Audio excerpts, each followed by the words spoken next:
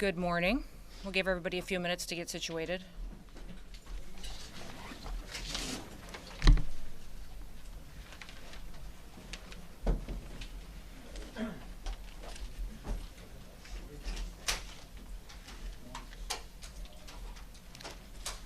That's okay.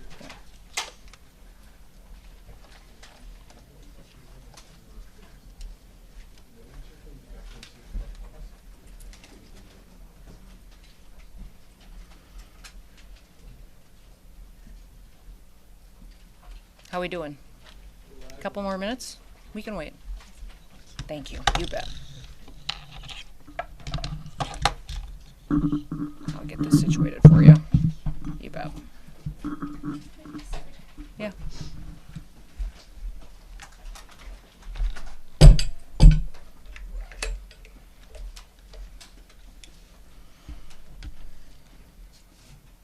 Test 1 2. Test.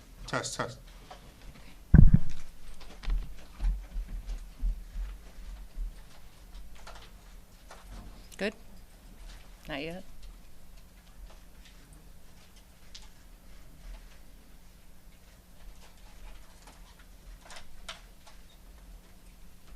Good morning, everybody.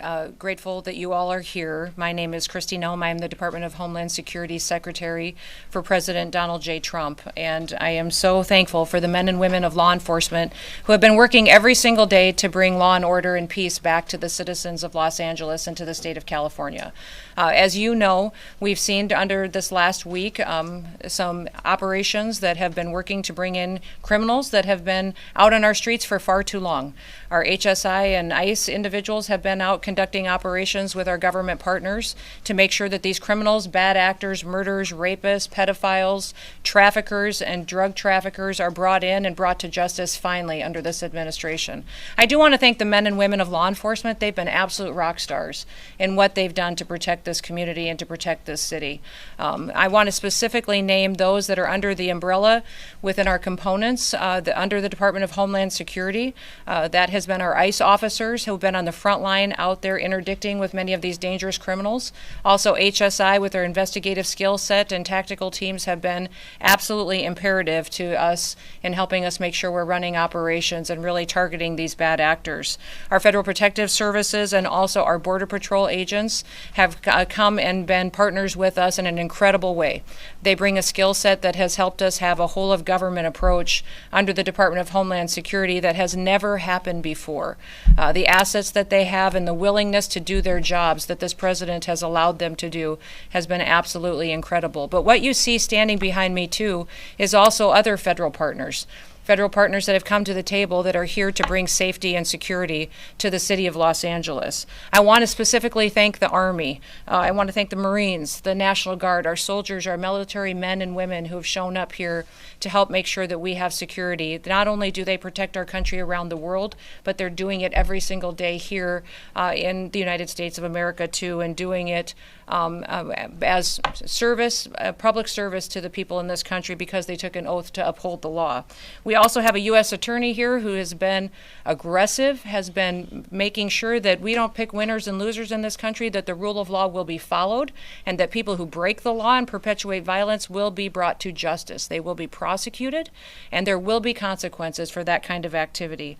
The Department of Justice is here and has a presence in our Incident Command Center, as well as the DEA, the FBI, and their investigative teams have been fantastic with their leadership. And we also have the IRS here that's helping us track how these violent protesters are funded.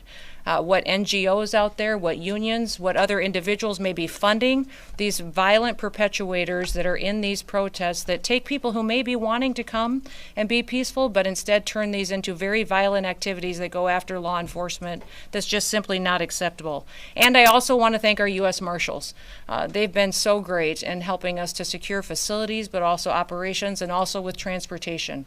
That as soon as someone is arrested and brought into incarceration, that they are transported out and able to face prosecution and the consequences for their crimes. I want people to know that while these officers and these agencies and our military are here doing this work and these operations, that the people across this country are so grateful. They are so grateful for the work that is being done here in Los Angeles. They are setting an example for what is happening across the country in other cities, and putting together a model and a blueprint for how we can continue to work to make every single community great again and safe again for our kids and for our grandkids far into the future. I've been in many different states with all the different components that I represent over the last 4 or 5 days, and everywhere I go, people stop me and say, tell everybody who's working in Los Angeles that is working to bring safety to those city streets and to those families and protect those small business, tell them thank you. Tell them God bless you, that I hope that they are safe and they have been suffering. The people that live here under the policies of Governor Newsom and under the policies of Mayor Bass, and they recognize that it's a huge disservice to the people who have to try to raise their families here, and that these agents and that these law enforcement officers are working to change that and give them an opportunity to be successful and to live the American dream. Listen, many officers have been assaulted over the last several days. We did see before that assaults against law enforcement and ICE officers go up over 400%. In this situation, we've seen that increase even more. It's not acceptable. If you assault a law enforcement officer, we are going to come after you and we are going to arrest you, prosecute you, and put you away. That is not going to work. And under this administration with President Trump's leadership, one person is not better than another. Just because you think you're here as a citizen or because you're a member of a certain group or you're not a citizen, it doesn't mean that you're going to be protected and not face consequences from the laws that this country stands for. We have a constitution. We follow that constitution and the laws that have been passed by our Congress, and we're going to make sure they are equally applied to every single person as it applies under the Constitution here in Los Angeles, but also across the country. As our law enforcement officers have been assaulted, they've been pelted with rocks and bricks. Their cars have been set on fire. Molotov cocktails have been used. We have seen people throw bottles and hammers at them. We've also seen that they have been attacked and verbally spit on or punched or assaulted, and it's just not acceptable. The Department of Homeland Security and the officers and the agencies and the departments and the military people that are working on this operation will continue to sustain and increase our operations in this city. We are not going away. We are staying here to liberate this city from the socialist and the burdensome leadership that this governor and that this mayor have placed on this country and what they have tried to insert into this city. So I want to say thank you to every single person that has been able to do this. Also, I want to talk specifically to the rioters and to the politicians in Los Angeles.